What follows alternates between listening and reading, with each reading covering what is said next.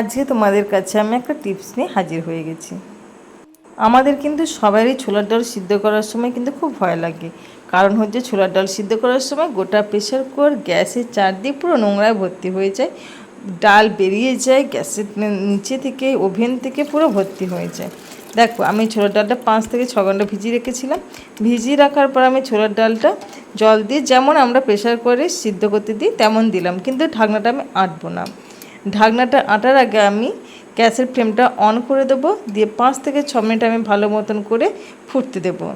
দেখো, ফুটতে দেওয়ার পর কেমন ফেনা হয়েছে, এটা অ্যাকচুয়ালি ডালের ময়লা। এই ময়লাটাকে কিন্তু আমি হাতা দিয়ে আস্তে আস্তে করে পুরো পরিষ্কার করে দেব,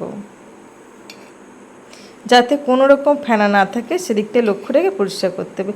ফ্রেশ জলটা যখন আসবে তখন কিন্তু একদম দেখো পুরো ফ্রেশ জল চলে এসছে, কোনো রকম ফেনা নেই, খুব অল্প রয়েছে, ওটা কোনো ব্যাপার না। পরিমাণ মতন হলুদ আর নুন দিয়ে আমি সিদ্ধ করতে দেবো, যেমন আমরা বাড়িতে ডাল সিদ্ধ করতে দিই। ব্যাস, নুন আর হলুদ পরিমাণ মতন দিয়ে গ্যাসের ফ্লেমটা হাই রেখে যেমন করে আমরা সিদ্ধ করতে দিই। দেখো, প্রেশার করে কোনো রকম নোংরা রয়েছে? কোনো রকম নোংরা নেই। চলো ঢাকনাটা খুলে দেখাই। দেখো, প্রেশার করে ভেতরেও কিন্তু কোনো রকম নোংরা নেই, নাহলে প্রেশার করে ভেতরটা পুরো যাচ্ছেতাই হয়ে যায়, সুন্দরভাবে সিদ্ধ হয়েছে। আমার টিপস কেমন লাগলো প্লিজ কমেন্ট